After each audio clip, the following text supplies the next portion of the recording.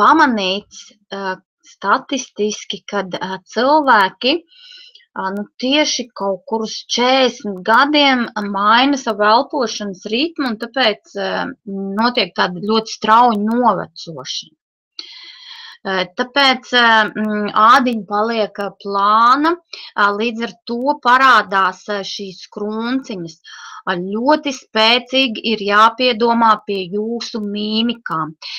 Visas šīs te mīmikas, tad, kad jūs strādājat, tad, kad jūs nejūtat sevi, kā jūs saviebjaties. Cilvēki, piemēram, šajā te pirmajā bildē, tendence ir vilkt lūpas čokuriņā, tā kā bučiņā. Un es esmu ļoti daudz tādus cilvēkus novērojusi, sevišķi veikalos, ejot iepirkties, skatos pārdevēju sēž pie kas, lūpas ir savilktas čokurā un veidojās krunkas, jo kas notiek? Tie ir saspringti muskuļi tonusā, un tad, kad pēc tam jūs šie muskuļi, jūs kaut ko runājat vai stāstat, tas viss attiet, ja, jūs vairāk nesaviebjat to seju, atslābinot šos muskuļus, tad tajā vietā tas muskulīts ir savilcies, palicis tonusā, un jo ilgāk jūs viņu tur turat, jo tas viducītī, tas muskulīts ir atslābis. Tur, kur izveidojās šī rieviņa, šī krunciņa, ja, tur tas līdz ar to atslābst, un jo ar gadiem ilgāk jums šādas vieptās mīmikas ir, jo jūs sev radat bažas. Man atsūtīja bildi pirmais jau, es arī redzēju, neminējuši konkrēti, kuru, gan jau paši sapratīsiet, es jau redzu arī jūsu mīmikas. Bildē pilnīgi izteikti var redzēt muskulis tieši vienu uzacu uzraut uz augšu. Ja? Muskulis ir pilnīgi saspazmējies, var redzēt muskuli. Ja? Tātad šīs ir šīs mūsu mīmikas, no kā mums vajadzētu iemācīties tikt vaļā. Kā no viņām tikt vaļā? Ieslēgt sev iekšā bioloģisko pulksteni. Un kā es jums pagājušreiz teicu, ik pa laikam tādu klikšķi sev uztaisīt un piefiksēt, kā es elpoju, kā ir mana seja, vai man ir saviepta kaut kur, vai kaut kādi muskuļi ir saspringti, vai ir savilktas, teiksim, ļoti aktuāli, ir sevišķi tad, kad cilvēki strādā, ja, savilkt koncentrēšanās, jeb kā es saucu dusmu rievu starp uzacīm. Man tas ir ļoti izteikti, ja, un sevišķi saulē, kad iziet, ja, tad šī saviepšanās. Šodien pat gāju pa ielu, nāca arī sieviete pretī, ļoti skaisti smuka kundzīte, bet seju viņa savieba tā, ka akala, kā es jums saku, pilnīgi bailes uz viņu skatīties, ja no malas tā paskatās, viņa ir kaut kur aizdomājusies sevī, tā saviebusies, un saules pat nav saules, bet cilvēkam ir lūk šie te, šīs nekrietnās mīmikas, kuras mums ir šādi jāizmāc laukā no sevis. Un tas nav viegls darbs, bet tas ir iespējams. Būtībā 3 dienas ir jāpastrādā pie sevis un jāpakontrolē, un tad organisms jau automātiski jau mēs zemapziņas līmenī sev jau šo ieprogrammējam, un tālāk jau mums iet jau pavisam savādāk viss. Skatoties uz jūsu bildēm, ko es vēl pamanīju, tūskas, plakstiņu tūskas, sausas, plānas ādas acu rajonos liecina ne tikai par elpošanu, bet, teiksim, ja izteikti krunciņas veidojās, pavērojot arī šīs bildes, ja, izteikti krunciņas veidojās acu, zem acu rajonā. Šeit ir problēma ar nierēm. Tātad tas ir pirmās pazīmes. Padziļinātas rievas, teiksim, sejas ovāla, šī sadalošā līnija, lūpu kaktiņu deguna, šī sadalošā līnija ir padziļināta, tur ir problēma ar resno zarnu. Tas viss ir šīs krunciņas, šis viss atspoguļojas ar kaut kādām šīm problēmām. Ja? Tajā vietā ļoti plāna šī ādiņa, sausa ādiņa veido šīs krunciņas. Tātad tur ir jāsāk domāt, kā ir ar šķīdruma lietošanu, kā jūs dzerat šo ūdeni. Šeit jums ir ļoti lielu uzmanību jāpievērš.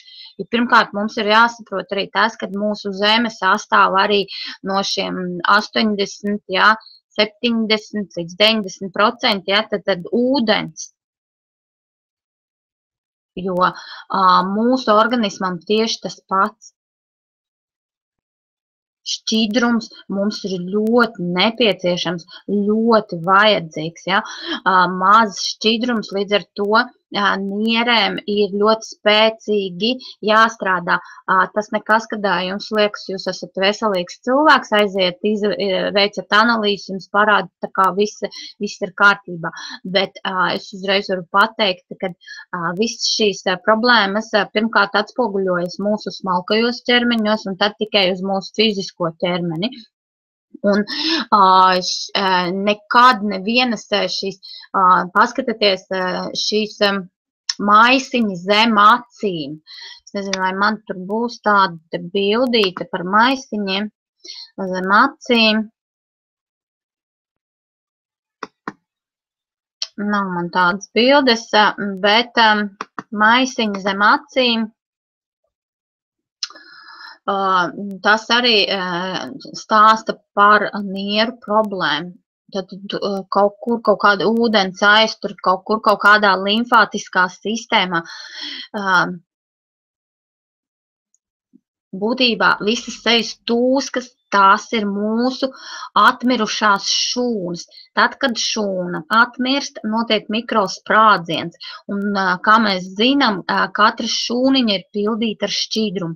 Un tas liekais šķīdrums ietek ārpus šūnu telpā un izveido mums šīs te tūskas. Ja limfātiskā sistēma nedarbojas, ja mums ir mazkustība, ja ir niers nespēja pietiekoši attīrīt mūsu šos šķidrums, šīs asinsīs, jo niers ir kā filtrs, kurs filtrē visus mūs, ja? Tad sāk veidoties lūk problēmas.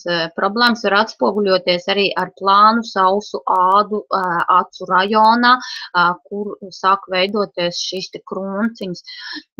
Jo vairāk jūs dzersiet šķidrumu, jūs šķidrināsiet, jo vairāk jūs kustēsieties, jo šī limfātiskā sistēma strādās, sāks tīrīt visu no jūsu organismu laukā.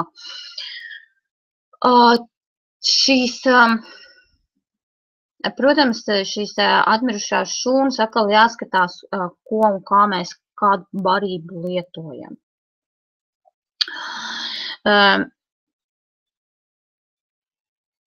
Vēl otrā bildē buldoga izteiktie buldoga vaidziņi, veidojās arī šīs rievas, krunkas, ja.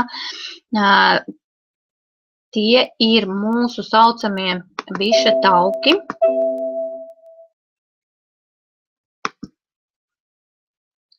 Tūlītās parādīšu. Lūk, biša tauki uz sejas.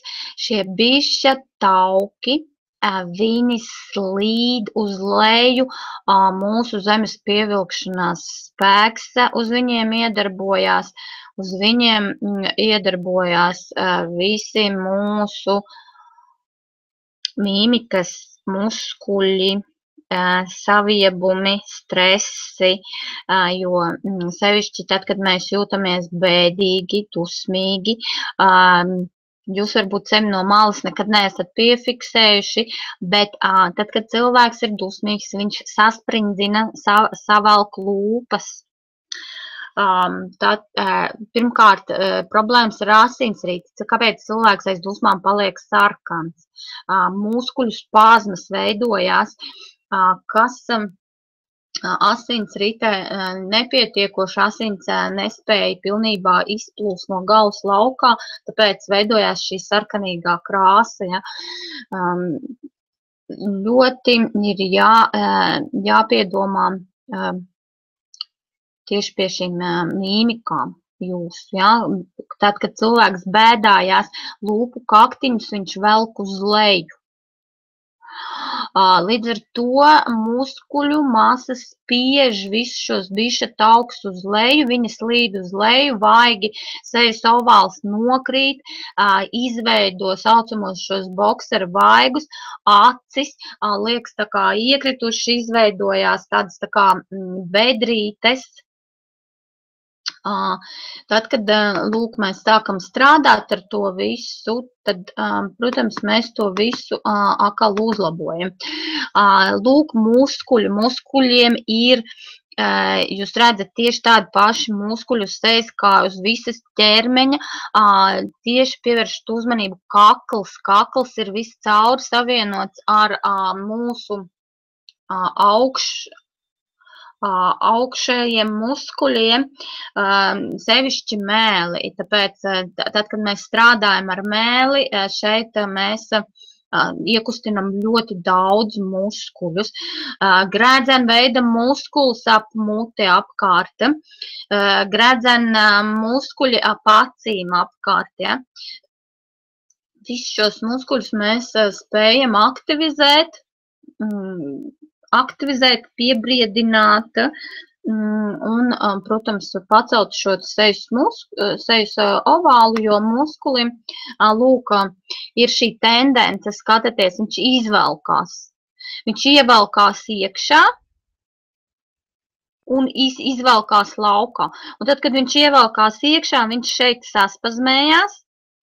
Un tad viņš vairs nespēja, lūk, kaut kāda šī te šķiedras daļiņa muskuļu neizvelkās ārā, viņa saspazmējās. Tikko kā viņa neizvelkās ārā, āda tur, kur ir pārklāta, tur izveidojās renīte, bedrīte, un mums viņa atspoguļojās ar šo krunciņu. Tad, kad mēs sākam strādāt ar visu muskuļu grupu, mēs sākam stiept šos muskuļus, sākam vilkt viņus laukā un izlīdzināt šīs te krunciņas. Protams, vēlreiz atkārtoju, elpošanai ir ļoti liela nozīme, tāpēc nevingrojiet tikai ar seju, bet mēģināt turēt elpošanu līdz visiem, ne tikai vienkārši vingrojot, bet arī iesaistīt visas šīs elpošanas, ko es jums lieku. Ja?